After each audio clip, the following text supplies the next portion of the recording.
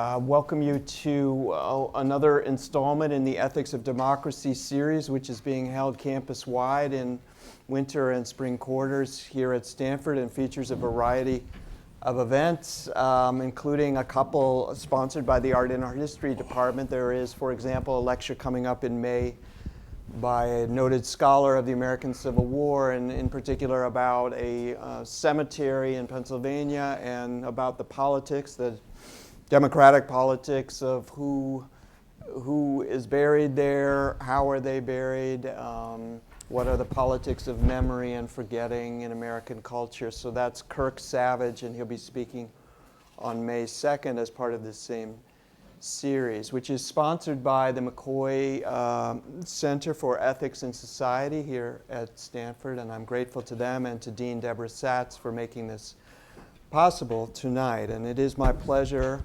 to now introduce our featured guest, Gregg Edwards. If you would come up, Gregg, yeah.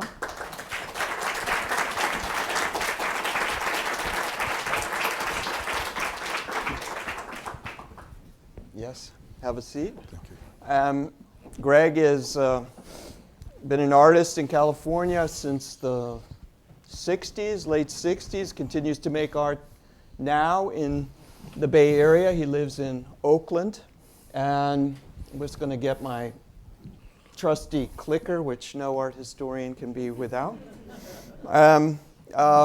He's kindly agreed to come speak to us today under the auspices of this banner, which these days means that almost anything goes, but with a specific art context. And I'm going to lead us through and lead Gregg through his life and his art and ask him to speak his mind for us this evening. And my aim is for us to conclude right around 6:20, because I know some of you would like to go to the Robert Irwin lecture elsewhere on campus that begins soon after that. But note that when Gregg and I finish our conversation, the floor will then be opened up to all of you, and we will continue for a bit after 6:20. So again, Gregg, thank you. It's an honor for me to speak to you today before this audience. And I'm just going to start by going back in time. That's you. My sources tell me. And you are age 16 in the year 1964, and you are in Houston, Texas. And I wonder if you can tell us about who you were then. How did the arts matter in your life then and there? The arts always mattered in my life. My father made all of his children learn to draw a horse before we were 5 years old.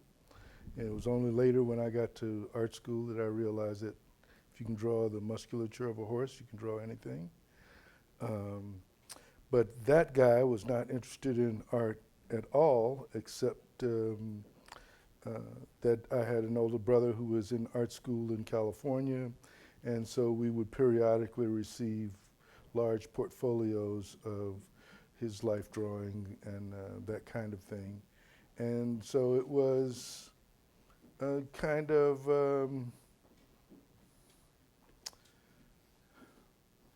anomaly, because it was so different from the rest of my life.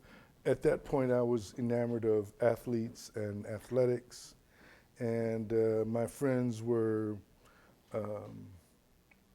into Motown and just all of the things that once I moved to California, I realized were not of the art world.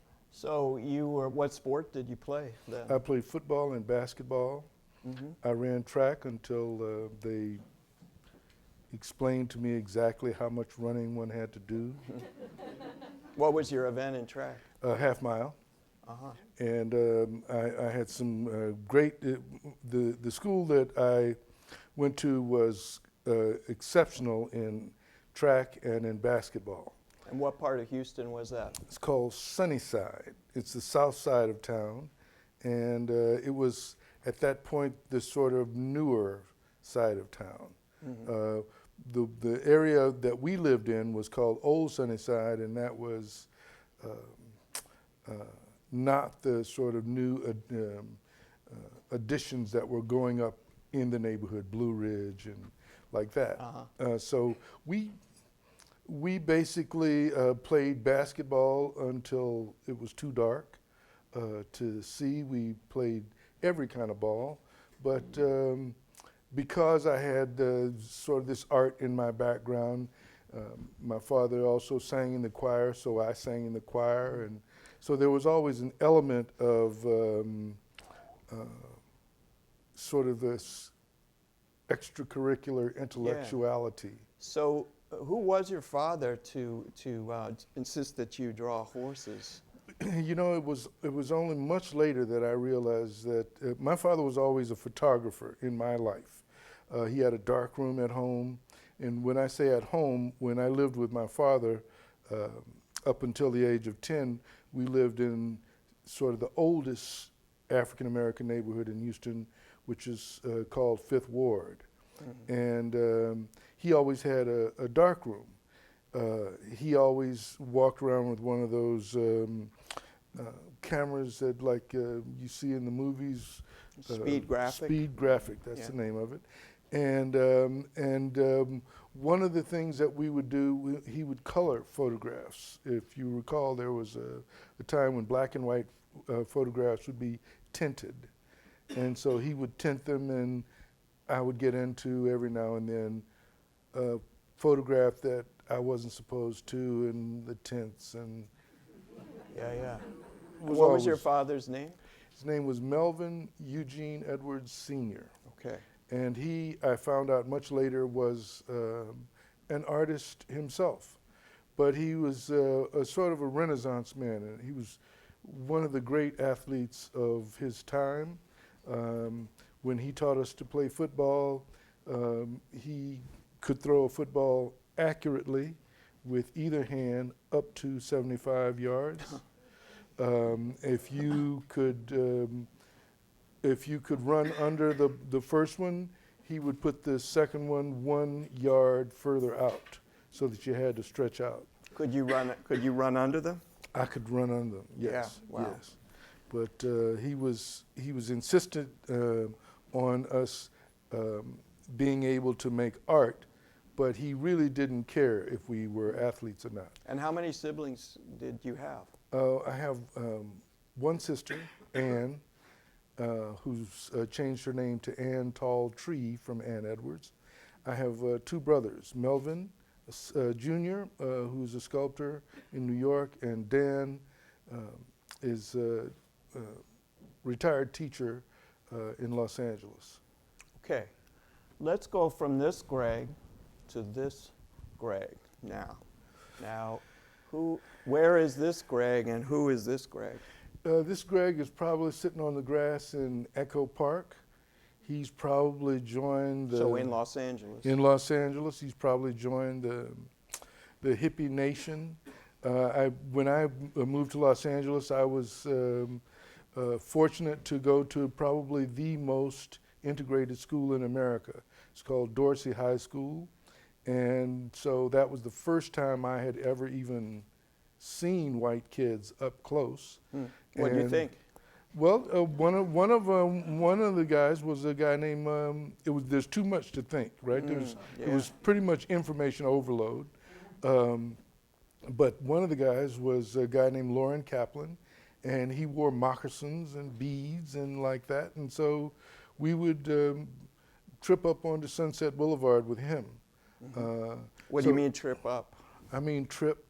I mean trip. I mean we would do the kinds of things that people were doing in that era. And that would be like we just saw you in 1964. So you're talking now about when? In 1966, maybe. Oh, okay. Yeah. So not that long, but but light years away from the life that I had lived in Houston. And you came to Los Angeles because? My mother couldn't take being in Houston not one more day. I was in the 11th grade, and she had to pretty much drag me kicking and screaming onto the train, and I cried for 3 days all the way to California. But once I got to Dorsey and realized that all the seniors that I knew got in their cars at 6th period and went to the beach. Mm-hmm. Hey, it was not so bad because we Well, didn't go to the beach. Let's go back to Sunset Boulevard and the moccasins and the beads and the tripping up. So continue. So I started going up there with a guy named Lauren Kaplan, but I ran into a guy from Houston who was an athlete, a guy named Jesse Lott, who'd been a great athlete in Houston, but was in art school. And so I started going to places like Barney's Beanery with Jesse. Jesse was basically using me to get into my brother's studio. Mm-hmm. Got me in. Because your brother Mel had begun to receive attention and was a noted artist at that point. And was making groundbreaking sculpture, and I think Jesse was probably interested in how to rip him off. And Mel Jr. was, how much older than you is Mel Jr.? 11 years. Right, so he's established person. You're about 18 at this time? I'm about 18. Talking about, right? Yeah. So you're not supposed to bring anybody into your brother's sculpture studio. And I brought Jesse in because we tripped on Sunset Boulevard. And did Melvin not like that? He pretty much made it clear that if I ever brought anybody into his studio again, he would break me up.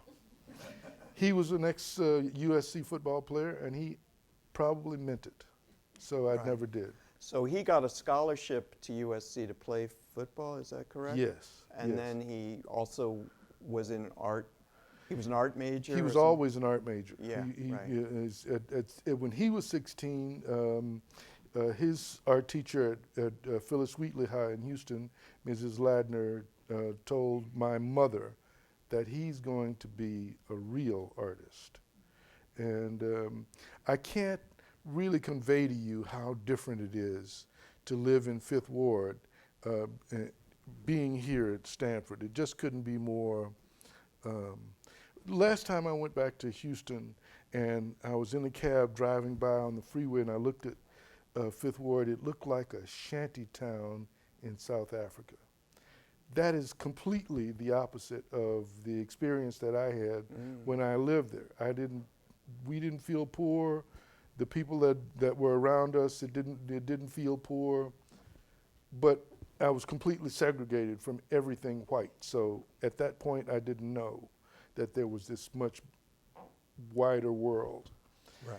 So this guy pretty much is on a path of discovery. And you began to make photographs at that time, right? My father gave me a camera at 15. I really didn't do anything with it, but once I got here, and these guys were artists. Well, let's look at one of your pictures and one of your other possessions. This, you tell me, is your first Cadillac, and you also tell me, because I wouldn't know this, that it is a 1941 Cadillac Brougham. It's a Fleetwood Brougham. Fleetwood Brougham, and this is in 1969. This photograph was made by you. Yes. So why this car? What does it say about you, Gregg? Penny and I had gone to the opening of the Yellow Submarine in '68, probably, with Jim Terrell. Jim Terrell was driving a 1939 LaSalle. Mm-hmm. So I rode in that car, and I just thought it was, first of all, there was leg room. Yeah. What a concept. So then I fell in love with these kinds of cars, and a couple of years, or the next year, I found this one on Western Avenue, and I bought it. And I was living in Silver Lake. Penelope and I had been married, and we had a little boy, and we would sit the little boy up, our son Damon, in the armrest. You pull the armrest down, well, he would fit perfectly right back there. And this was in the days before seat belts, so if we had gotten into a wreck, he could have been launched right out of that front window, but I would have caught him for sure. So what does this say about you, this portrait, though, too? I'm interested. You know, I love the car. I didn't really know that I was going to be involved with Cadillacs for the rest of my life. I just loved that particular car. And what it said about me was that, you know, when I wore my particular fedora and I drove down the street with my friends in the car, we were definitely going to have a good time. Did you take it to the beach? Never.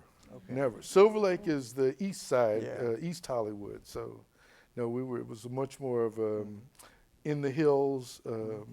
Probably I took it to Lookout Mountain Road in Laurel Canyon. So, Were you ever stopped or pulled over? yes, I was. Tell the story. So my friend Jesse and I were in Westwood, and we were pulled over, and the officer wanted to know what were we doing driving in West Los Angeles. And so Jesse said, "You already answered your question. We're driving in West Los Angeles." Jesse was had been sort of had a criminal element in his personality, and he didn't like policemen, and he didn't like them to confront him.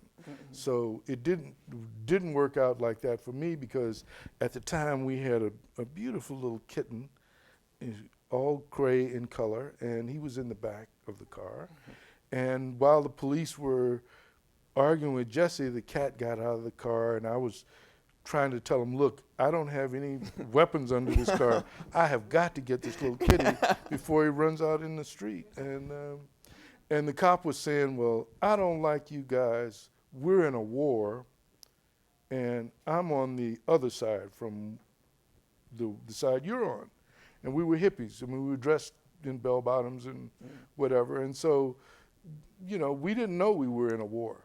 We had no idea. And this guy wanted to make it a point that in West LA, he was the law, he was the man, and we were going to buckle under, and Jesse wasn't going for it, and I had to get my little kitty cat.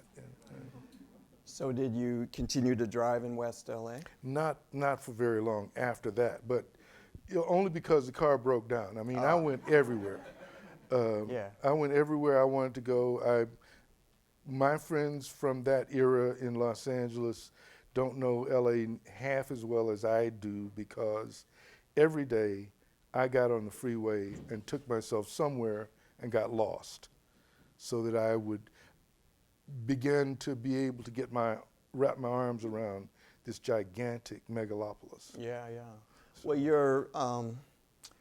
you began to photograph certain black intellectuals who were coming through LA, and I have a couple of those photographs. So one of them is a photograph you made in 1968, I think, yes, of James Baldwin, the acclaimed writer, playwright, novelist. And I wonder if you could take us into this scene and what it meant for you to be in the same room, so intimate with Baldwin.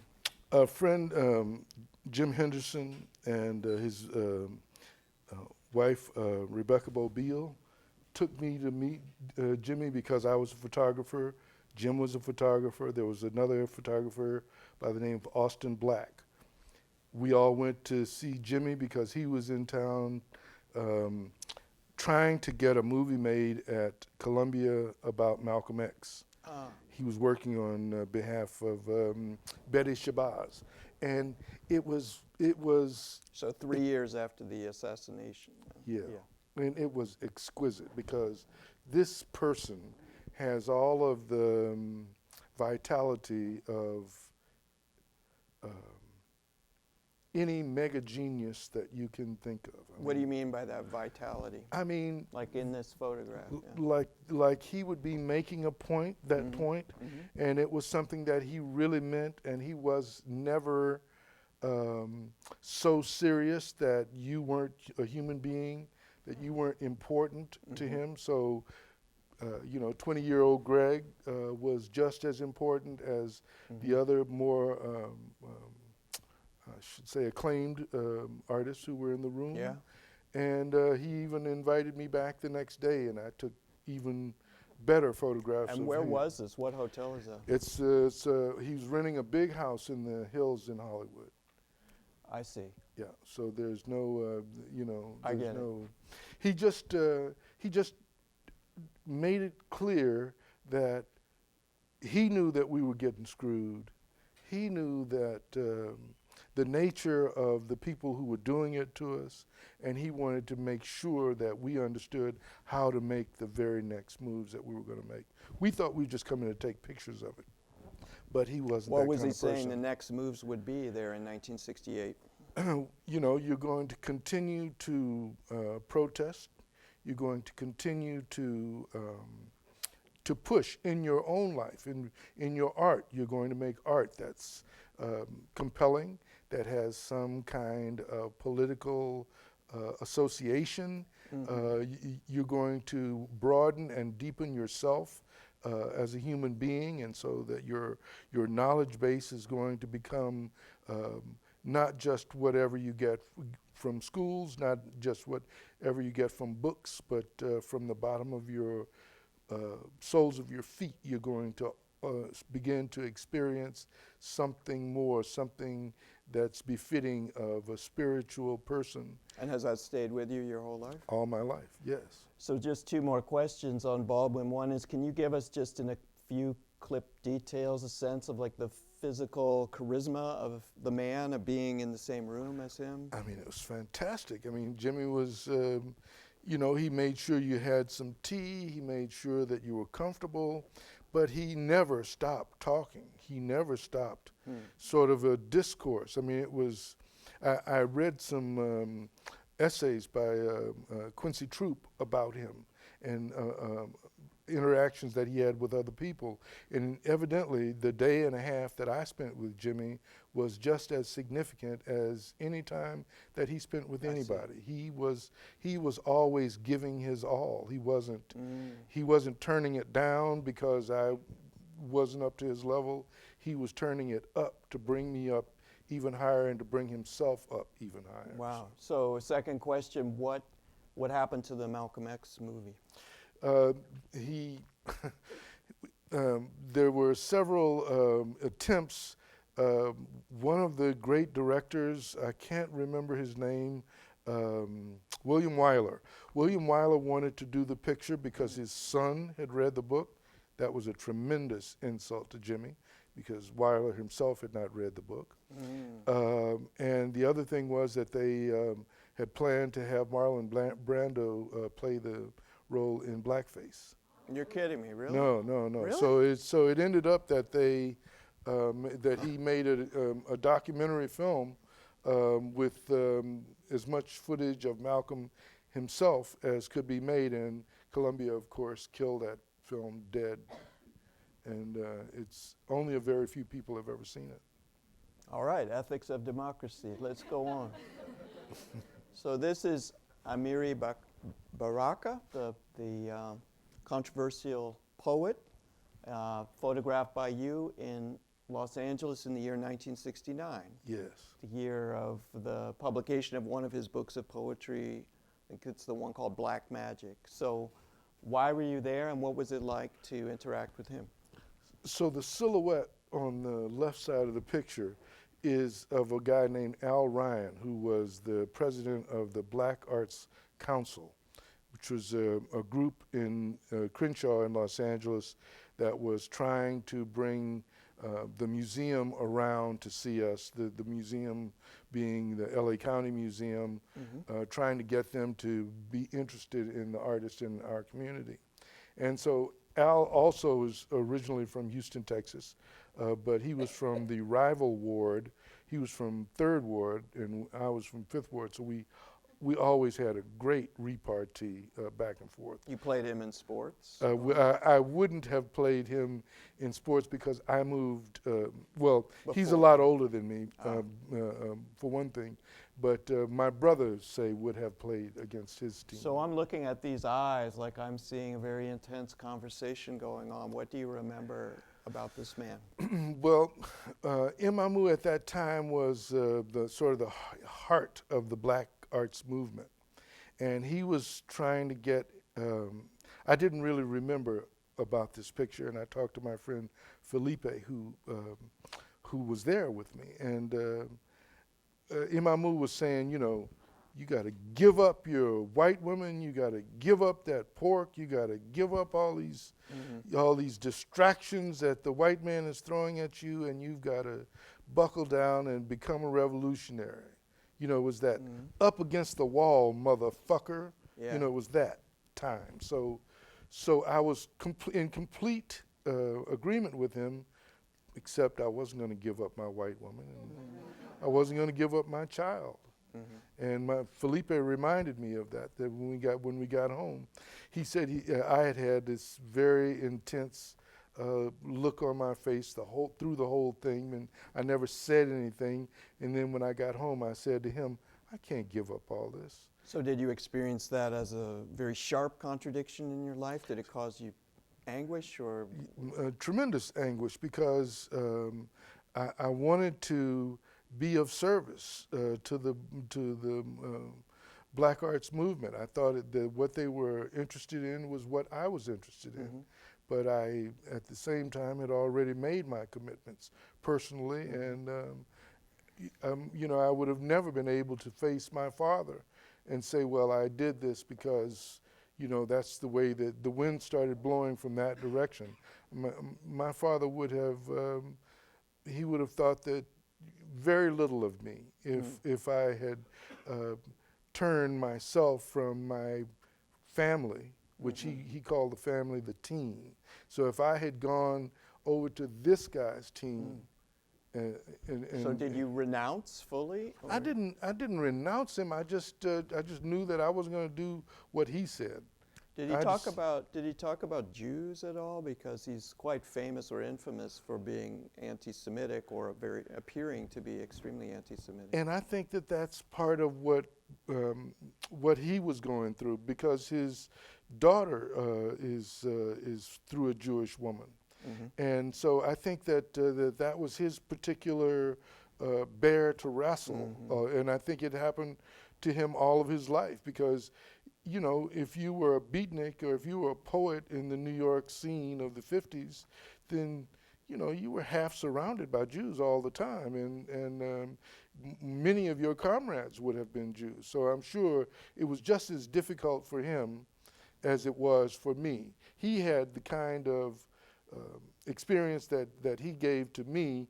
He had that experience, but Malcolm X pointed the finger at him at a rally in Harlem and turned him.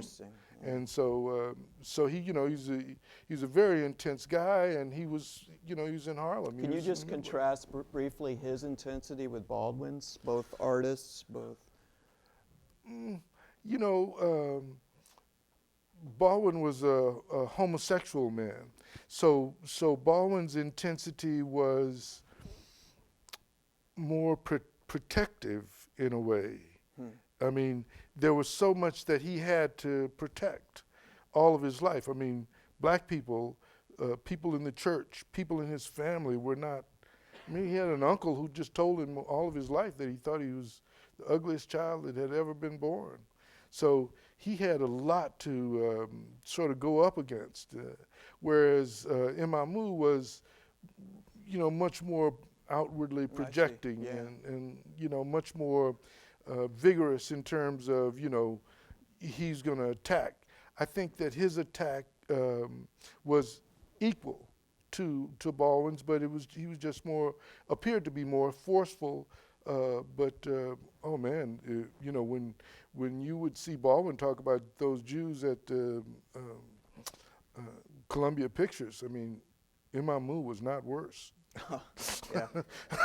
You know, people who had an axe to grind, you know, people like this who were at a certain level artistically and understood what was happening, you know, they could see every insult, and there were, you know, I mean, there's still insults on a daily basis that I have to put up with from white people who don't know me.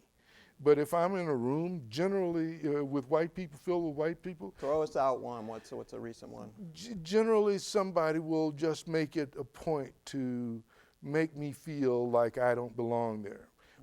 Peter Coyote is a friend of mine, is an actor. He was being lauded as, he was the featured actor for the Mill Valley Film Festival. And one of the people who was in charge, as I walked up to the door, runs up and takes a little yellow ribbon and says, "We're not ready yet. We're not having people in here yet." Okay. So I'm with a couple of friends, neither of whom have tickets or, whose names are on the list, but, that we're just going to walk in together and it's going to be cool. So when this woman does that, I think, okay, let's walk to the corner and turn around and walk back, and this little yellow piece of ribbon will be gone. And it was gone. As I walk back in, it's this thing is at the depot, and in the back of the bookstore, this woman spots me walking across her field of view, and she begins sprinting towards me. Well, we'd always gone there when Peter goes to Europe to make movies. We would stay at his place in Mill Valley. So I knew the depot really well. So I just walked right on into the men's room. Let's see her follow me in here. So when I come out, she's got a white kid. He's about, I'd say 25. He's a hippie. He's wearing a gauze Nehru shirt. And I can see his nipples. And she's brought him as security. And I give him a look like, and he's thinking, man, what have I let this woman get me into? This guy is not anyone that I can. So anyway, she starts telling me, now we have a guest list, sir. We have a guest list. I said, well, why don't you check that guest list and see if my name is on there? So she runs off. She finds my name is on the guest list. 30 minutes later, she walks over to Peter and I, and she's got a little plate full of hors d'oeuvres. And she kind of swaggers up to me and says, "Peace offering, are we cool?" And so I said, no, thank you. Yeah, okay. So all of a sudden, Peter just Yeah. stiffens up like this, because why are you frosting this woman? Evidently, she was somebody with the board or, somebody important. But she made it a point to keep me out of the place. It happens, I'd say it's happened, since I moved to Northern California, it's happened at least once or twice a year. Yeah. Well, let's take that and go back to the late 60s and have you speak about this picture, which is of you and your wife, Penny, Penelope, who's here tonight. And this is the day you exchanged vows, so it's April 6th, 1968, I think you told me. And I think that's 2 days after the assassination of Martin Luther King, isn't that? Yes, it is. So why don't you tell us about this day, about that confluence of events? Maybe that's not relevant to the picture we're looking at, or maybe it is. I'm like everybody else, black when that happened. I want to take a ride down to Crenshaw, and I want to throw some rocks at some people. I want to do whatever kind of harm I can do, and yet I'm getting married in 2 days, so I can't.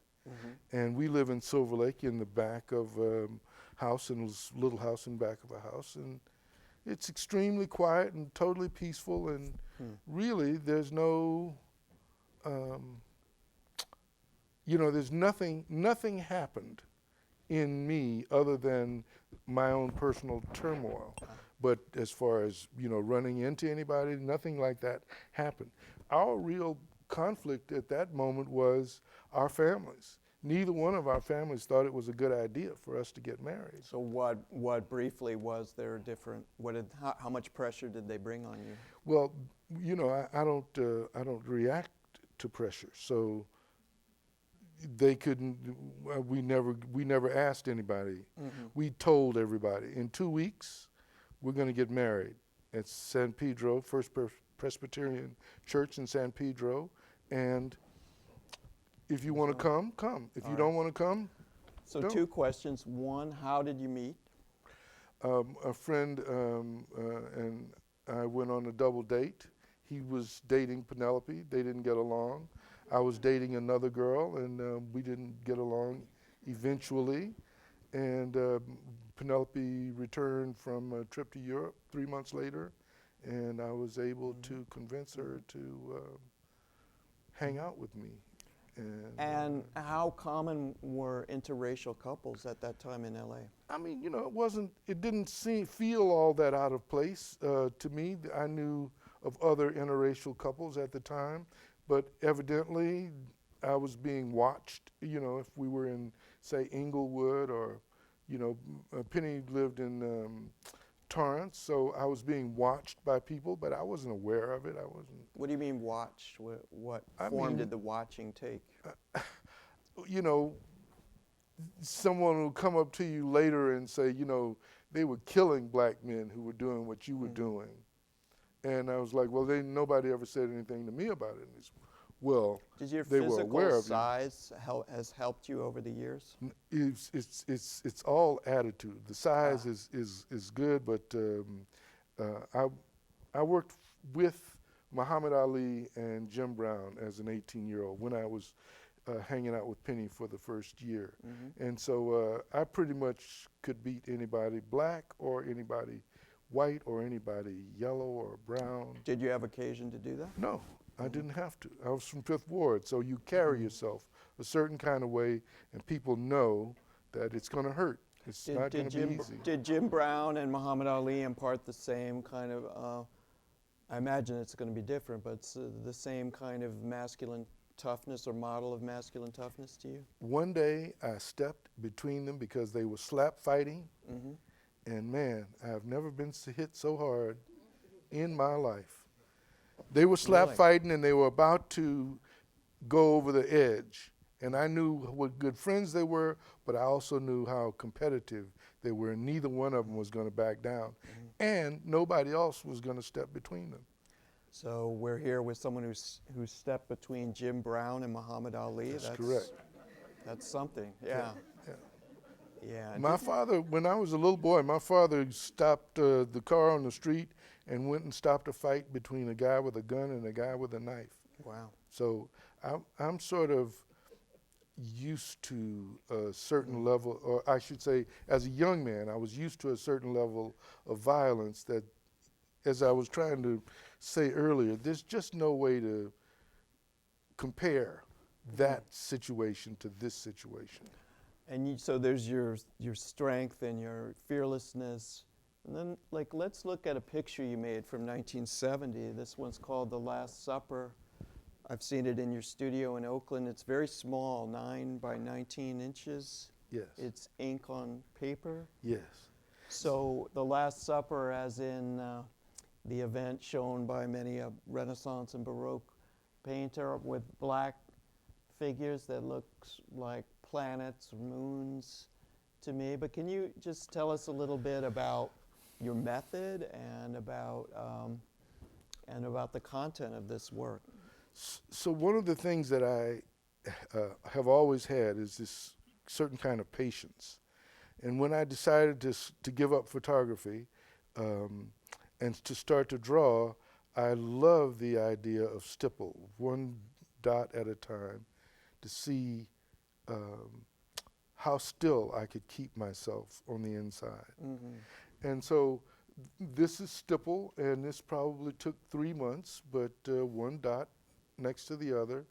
And it's also me trying to feel this, what these great Renaissance painters had felt, because I'm making this for my grandmother. My grandmother asked me. We called her Coco, and my father was going to go and visit her. So for this one, there was a little bit of a time pressure, and I sat and made these, but.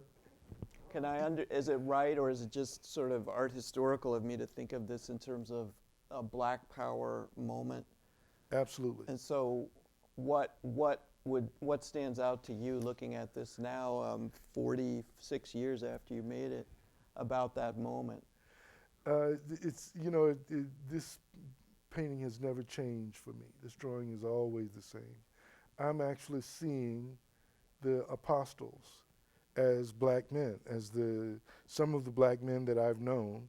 There is that planetary aspect, as the life I was leading was quote unquote totally cosmic. So, all that is in there, but Do you mean in a drug-induced way or in a total way? it's possible that my performance was enhanced. I can't say. Yeah. So are these particular likenesses of particular people? Is that what you're saying? Not really. It's more or less just attitudes. Different people's attitudes, different kinds of personalities that I'd come across. And you knew a lot of these, a lot of people with vivid personalities. That's you in LA in the 70s on the right. Can you just tell us who the other people in this photograph are? So that's Duval Lewis, was an artist who had gone to Howard University. I met him with Donald Byrd. Donald Byrd bought one of my pieces for the cover of Stepping Into Tomorrow, a jazz album in the mid-'70s. And that guy next to him is Joe Ray, who went to Cal Arts with me, and Joe won the New Talent Award for the LA County Museum in the 70s. That guy's John Alexander, and he's a great painter from Houston, Texas. I met him in the mid-'70s when I had a big show at the Contemporary Art Museum in Houston. That's the infamous Chris Burden.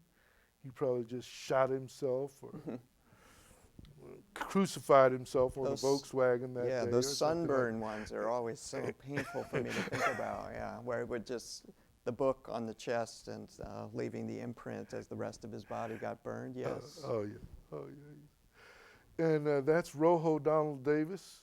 So Rojo is an African-American artist who lived right across the street from my best buddy, who was a football player in L.A., in Crenshaw on 2nd Avenue and Jefferson.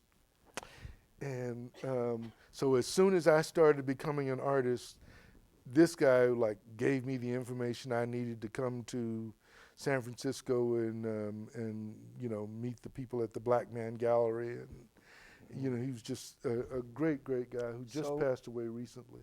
So where, what kind of community is this compared to where we saw you before with Baldwin and Actually, it's right down the hill. It's in the Southtown Soul Food Cafe in Hollywood, and it's kind of like the outpost of African Americans. Somebody saw the poster from this and wrote me a note, said, "Ah, yes, Southtown. It's long gone, but that's where we would go." And do you want to sketch in briefly for us what the sense of artistic community was that this photograph suggests? Well, those of us, the black guys in this picture, are probably just coming from an alternative space called Studio Z, where we are trying to, since the museum won't have us, we're going to start to mount our own shows. We're going to start. Why wouldn't the museum have you? Well, because I'm black.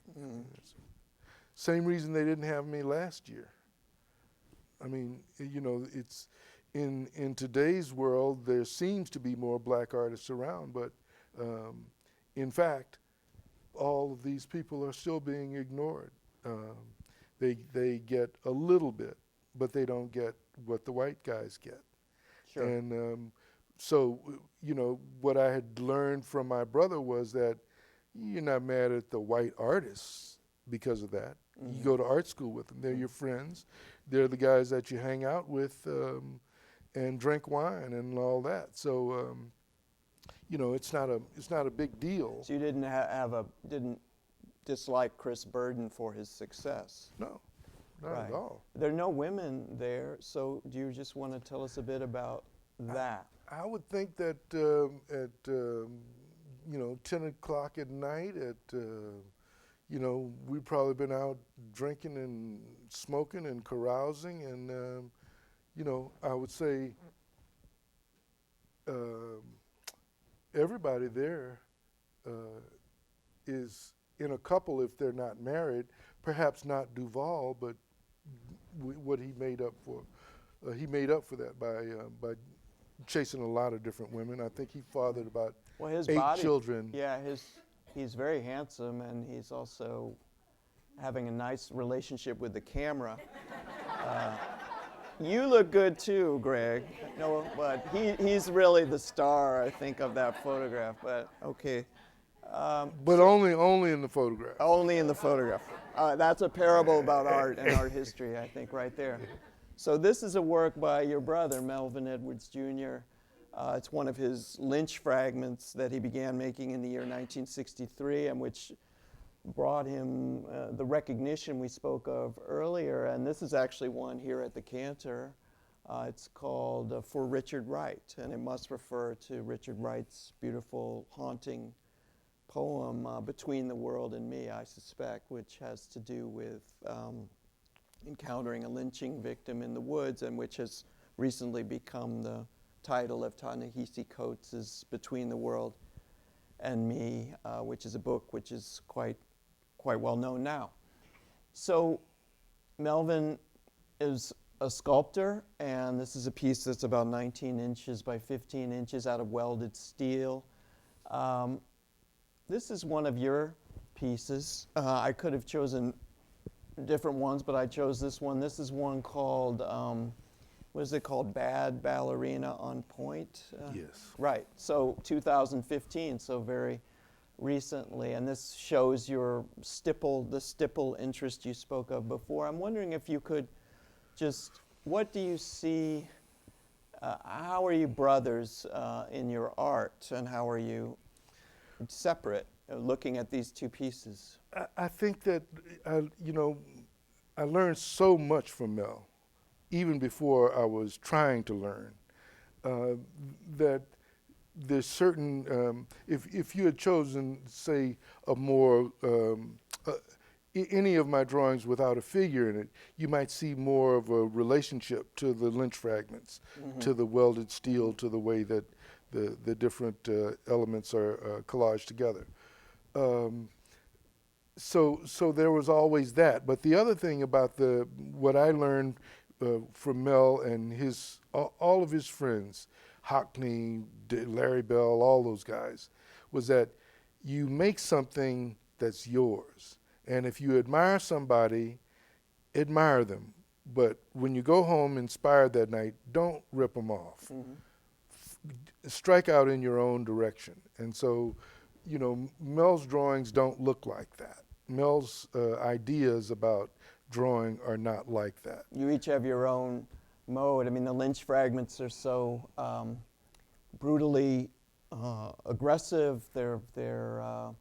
They obviously refer to what the title invites you to think of, but they also convey like wreckage, African masks sometimes, not this one especially.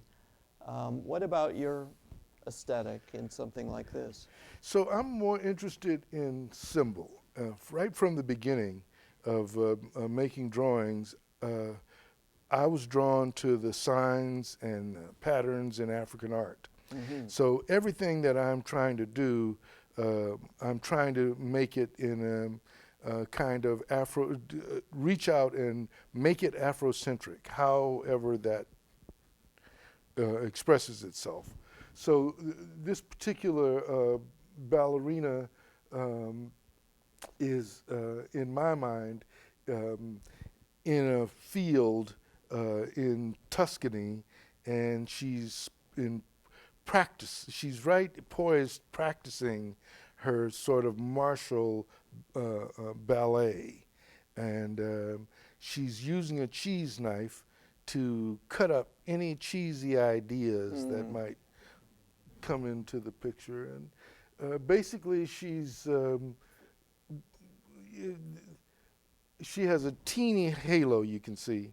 So my feeling is the bigger the knife, the smaller the halo. in this particular piece. So I'm basically trying to, I love Michelangelo's drawings, right, the chiaroscuro and all that, right? So, but I don't want to do it like Michelangelo because I can't. Yeah. Well, let's look at wanna another do it. one of your drawings. This one is Okay, called that's even better. it's called Drive-By Meditation from 2007, right? So my first, as we drink this in, my first question is drive-by is, I mean, it has different connotations, but knowing you a little bit, I know what it means that you are a chauffeur. Yes. You know, you went to Cal Arts. You obviously are an artist through and through and have been so for many years, but you were a chauffeur. Now, tell us why you are a chauffeur, and let's go with that. Why are you a chauffeur?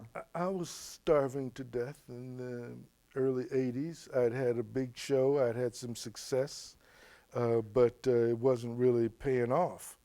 And my dad came to me in a dream and said, you know how to make some money. Put on a suit and go down to the hotel. Why was it your dad who appeared to you in the dream? Because my dad, who I was probably finding out right at that moment, had been an artist all of his life. And he'd been a head waiter and a chauffeur. And so I sort of knew the whole deal by osmosis. But this would have been a decade into, well, maybe not quite a decade, past his death. And probably in this, from 65 to 75, we probably would have argued about, you know, black men who served white people or Uncle Toms, you know, that kind of thing, Yeah. right? So he always tried to get me to understand that one could serve without being subservient, and that service was actually the highest calling that a human being could answer to. And I just never, ever got it.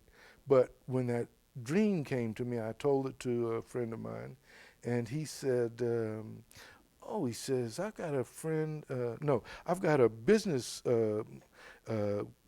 associate who owns a theater and a limousine service. Should I put your name in? Maybe they'll. And so there, maybe 3 days later, I'm a chauffeur at a 5-star hotel in Beverly Hills. And that was in the early 80s. That was 1983. Yeah, which that was the time when you drove around in LA to what you told me was then the only place in the whole city to get a cup of espresso, and that's where you met the guy who introduced us, right? That's right. So just a little coffee context there. But about driving and I mean, when I look at this and other works like that, I mean, I think of not only the hand-eye coordination, but the patience, as you mentioned, the time it takes to make one of these. And I think of waiting in the car. Yes. You draw these in the car, right, when you're waiting? So my This is 9 by 12 inches, so it's small. So my Cadillac that I own now, I went to New York. I flew to New York and I bought it. It has a desk mounted on the rear of the front passenger seat. So you sit in the back of the car and you can sit and draw there. I bought it because ostensibly so that my clients could use their laptops on it. But laptops are called laptops because people use them right here and they don't put them right here. So that angle helps you. And the angle helps me because I'm sitting there drawing. I don't care if they ever use that desk, but. And do the images come to you in a kind of flow state, or do you have a design in mind when you start? Never. So it's always, my job every day is to step into the unknown, whether I'm making a drawing or whether I'm making a painting, no matter what. And what are the ethics of stepping into the unknown as an artist? Well, what you don't know, no matter who you are, what you don't know is always more than what you know. So if you step into the unknown, you have a much broader palette of experiences to draw from. All of a sudden, you're somewhere you've never been before. You're going to have new emotions. The meditative part comes from the fact that since I started, I've always tried, and I am still trying, to connect my work to the meditative state.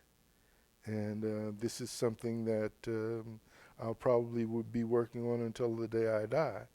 But To make it a portrayal of your meditation, is that what you mean? no, I don't mean to make it a portrayal. I mean to actually marry the act of meditation to the act of drawing. Ah, yeah, yeah.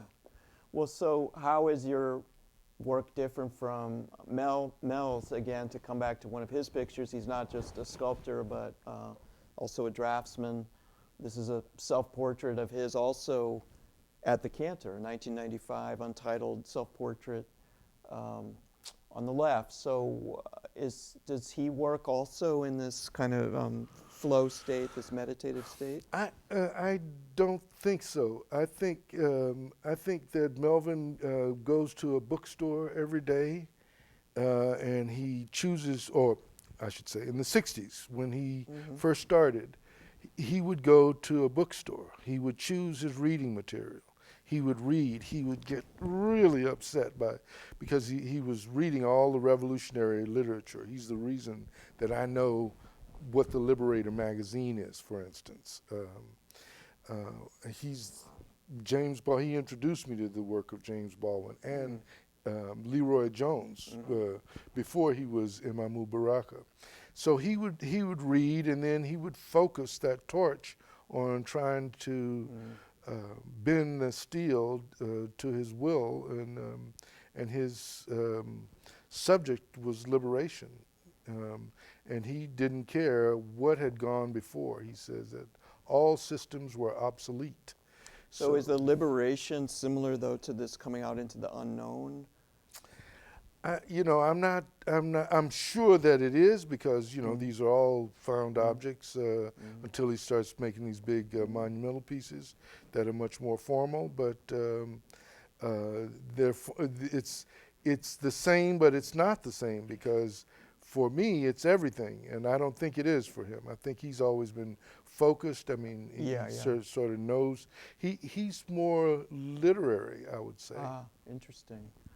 Well, you asked, we were talking about Dürer earlier today, so you feel, when I think about your style and your way of working, that you were always fascinated by these old master prints and old master draftsmanship, like demonstrated by Albrecht Dürer, whose Melancholia from 1514 is on the left. Do you want to comment on this, or is this just a fancy art history comparison? No, it's clear that I'm trying to make my blacks blacker than his, and I'm trying to be as fine with my hand as he is. I'm just trying to do it in a different way. I mean, I want to exalt people that I grew up with, people that I know, and so my characters are Afrocentric because when I go back to Sunnyside, when I go back to Fifth Ward, if there is a 15, 16-year-old who needs to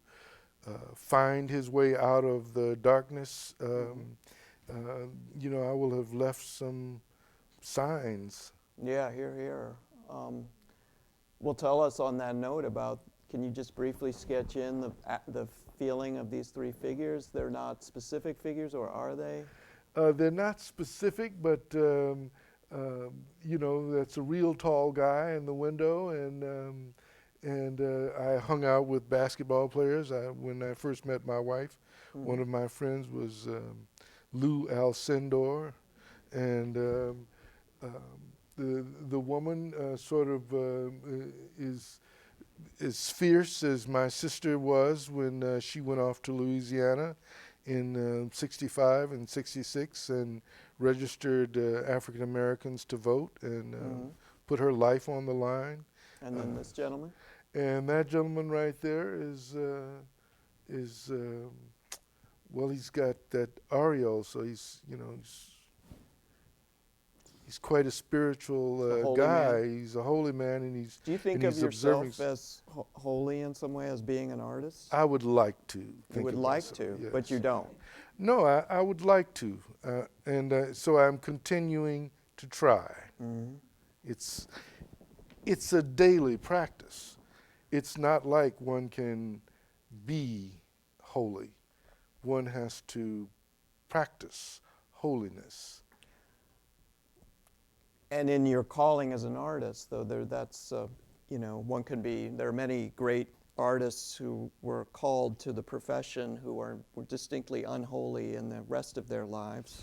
But so I'm asking about art in particular. And in the rest of my life, I probably did some what would be considered unholy things, but I was introduced in 1973 to an African artist, a Yoruba from Nigeria by the name of Lamidi Olonare Fakayi.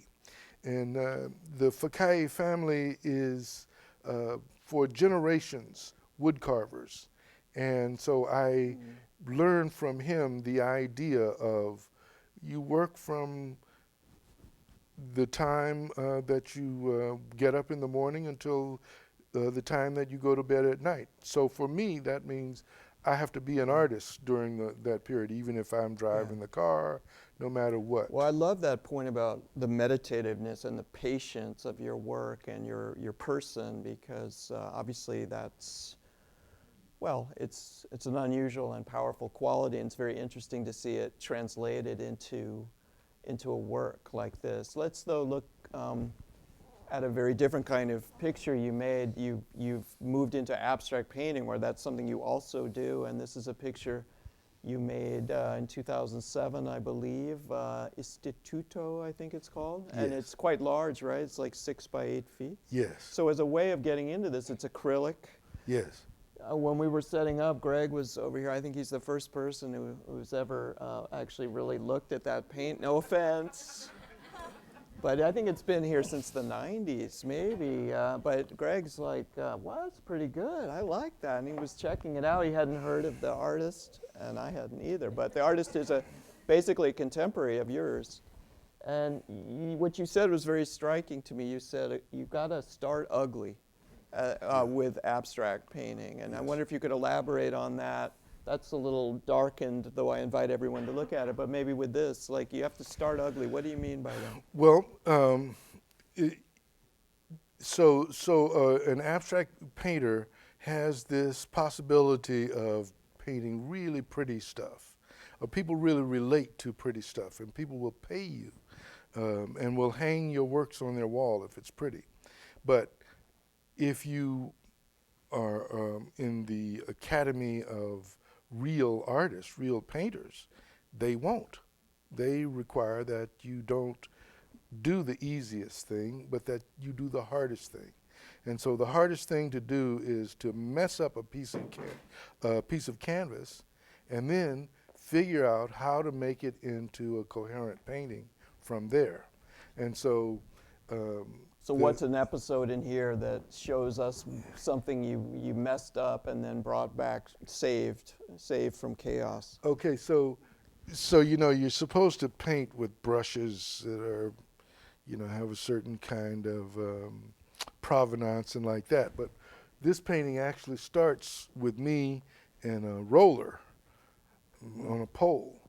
And so I just made some marks in brown that you can only see ghosts of at this point. It's underneath that painting is the ugliest roller abstraction you've ever seen, and I see. You go from there to how do you get some power? So what how do you get some beauty out of that? And so what would you say to someone who, in earnest, possibly a white person, who would say, oh, I see, you've brought it back, the ugliness, the chaos, you brought beauty or coherence out of that. You're a black man, you're a black artist. Thank you for whatever, like for showing us a way to, is some kind of redemptive philosophy of life. What would you say? That's not exactly what this painting is about. This is Instituto. So Penny and I went to Germany in 93 or something like that.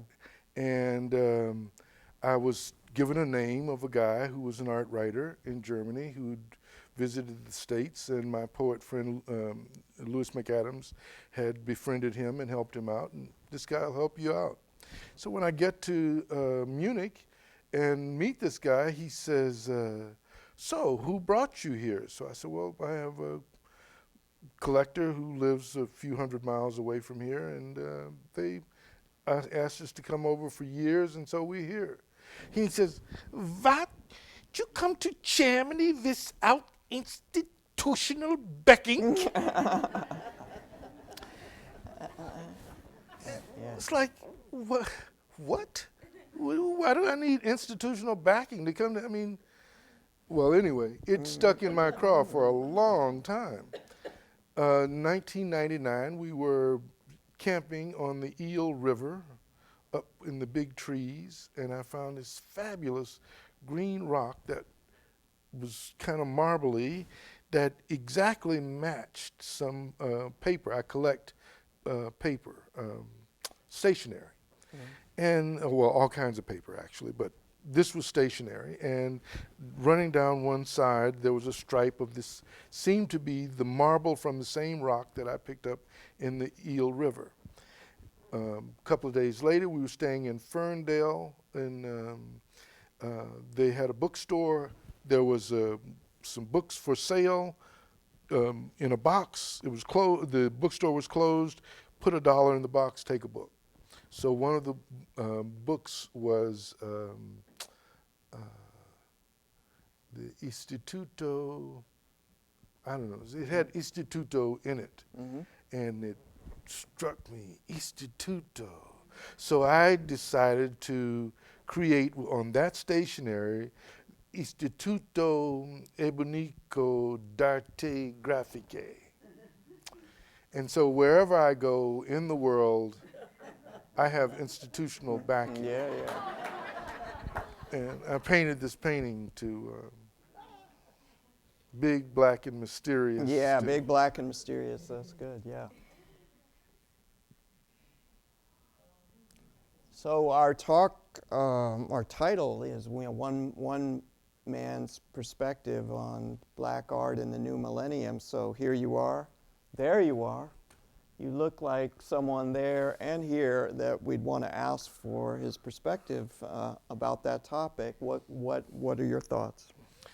Well, at a certain point, Melvin and I were in a gondola in Venice. Mel was in the Biennale this year, and he was saying that, you know, you're a black person. Your art is art, and you're a black person. So if you're a black person, then anything you make is black art.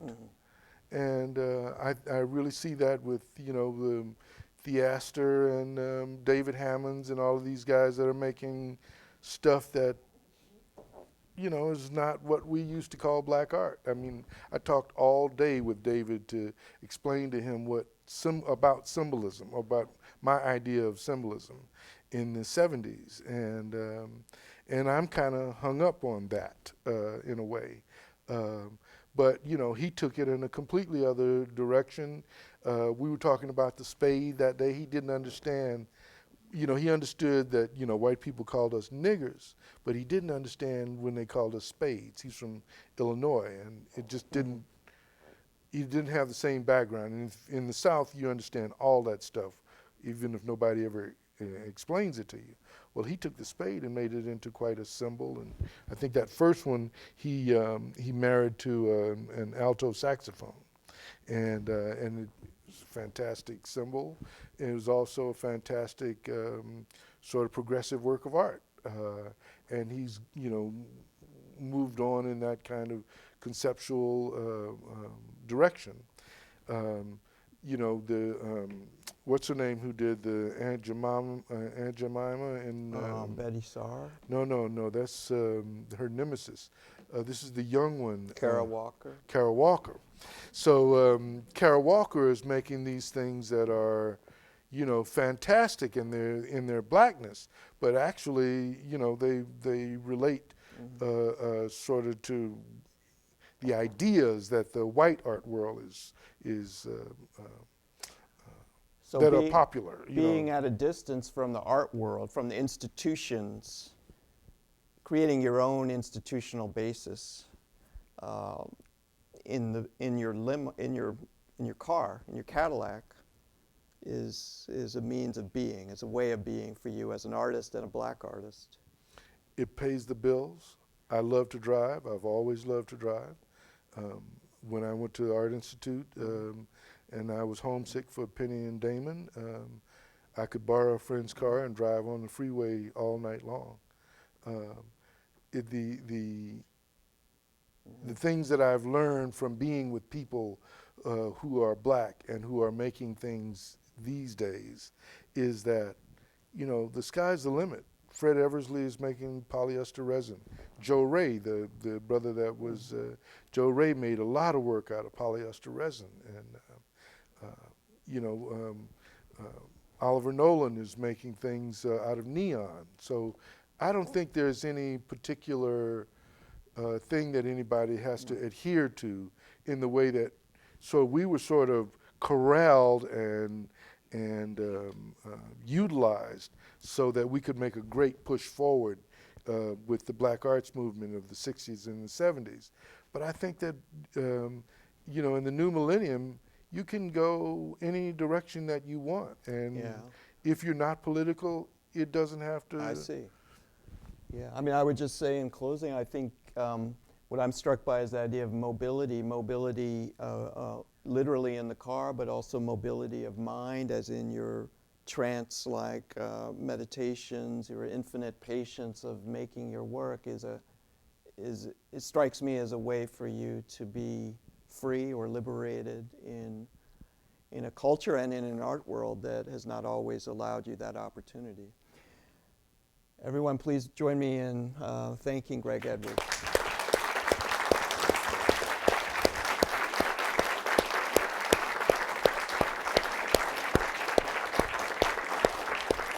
And Gregg and I got to talking, and I knew we were going on a little longer than I said I would, but I appreciate your indulgence. We'll take a few questions, though, and we have probably have microphones around.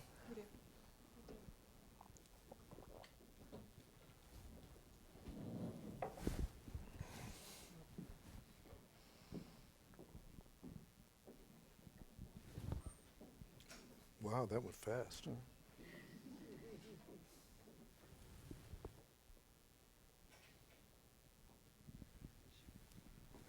There's one there. So we've talked a lot about perspective, and I think experience, and I'm sort of assuming that there must be all kinds of times where people come up to you and tell you all about the art that you've made, you know, back to you in a sort of an unfiltered or an awkward way. And I wondered if there's some key that you consistently find that people miss about you, that maybe they misattribute to your work, or things that they read in that just aren't, you don't see it there, or you never felt it that way. I don't think that there's any particular thing that people come at. It's just that when you sit down to make a work of art, you don't have to understand what you're doing. When a person approaches a painting to view it, they're approaching it with the intent to achieve some kind of understanding. And so I think that's the key that you're looking for, is that they're explaining to me something that they're trying to understand. And when I'm working on the piece, I'm just trying to figure out what is the next move. I'm not really, you know, so what is revealed to me after having made a painting could come 10 years up the road, because I don't know what's at work inside me. I'm just trying to stay calm. And, you know, if I realize that, you know, my father was an artist that was making African type art in the 30s, you know, that's going to be excitable. It's going to make me excitable, but I don't know it at the time that I'm starting out as a painter. So, you know, the things that I did that referenced him, you know, it hits me like a thunderbolt because my brother sees something in it, or my brother sees something of my grandmother's quilts in my work that, you know, I didn't know. I just wanted to have that thing keep me warm. So I hope that answers your question. Yes, Adriana. Hi. So I've spent some time talking with your brother, Mel, and Jack Whitten, and kind of talking about the New York art world in the 60s when they were young artists and coming on the scene. And I know for them, they were really kind of clustering around various kind of painting scenes in the city, whether it was around de Kooning or even parties that Greenberg gave.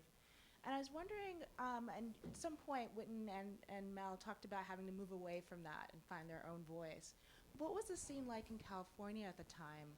Was there kind of these stylistic clusters or correspondences between your work and other artists on the scene at the same time?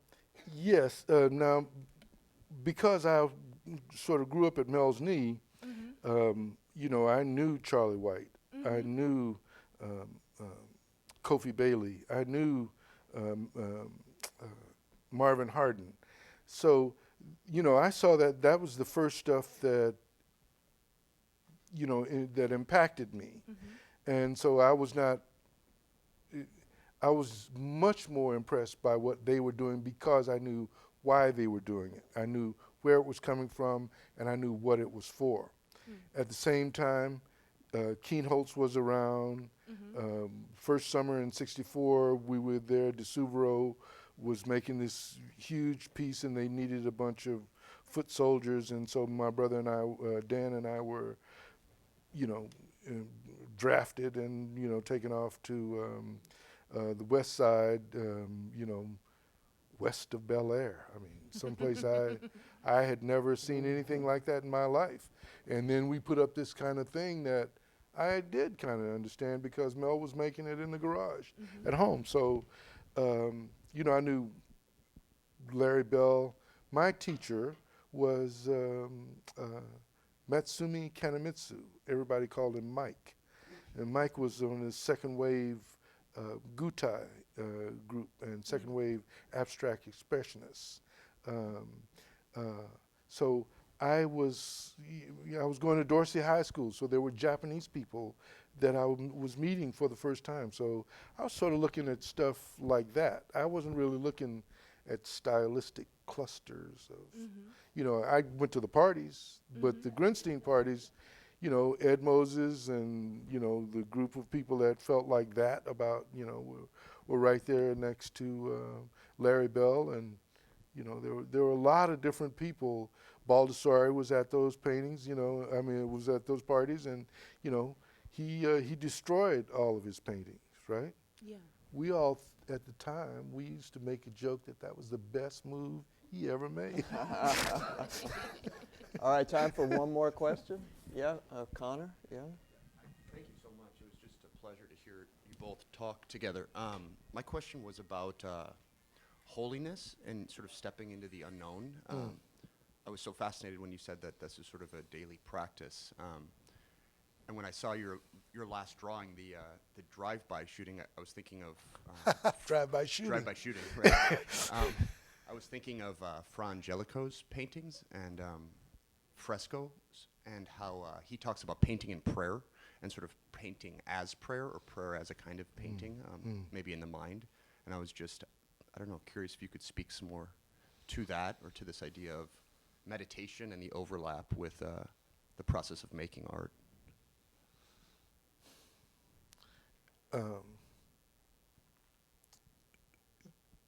If you're going to try to make that your practice, it has to be personal. You have to find a way to approach it that you can't share with all of your friends or colleagues. You may be lucky enough to find a group of people who know how to embark on that search, or you may not. If you do embark on that search, you're going to find out how insincere you can be. You're going to have to balance that with the elements in yourself that are sincere. It's, in the case of Fra Angelico, that's a moment when the churches are, you've got to talk about it as church. Whereas when I come around, we didn't really want to be involved with church. On the other hand, if one goes back to the deeper history of Africa, everything is related to that spiritualism. There are no works of art that don't have meaning and that are not used for a purpose. So for me, I can see that in Fra Angelico, but it's operating differently. And it has to operate differently for me than it will operate for you. Gregg, thank you so much. Thank you all. Yeah. And please, if anyone has other questions for Gregg, come approach him afterwards. Thank you all. Fantastic, man.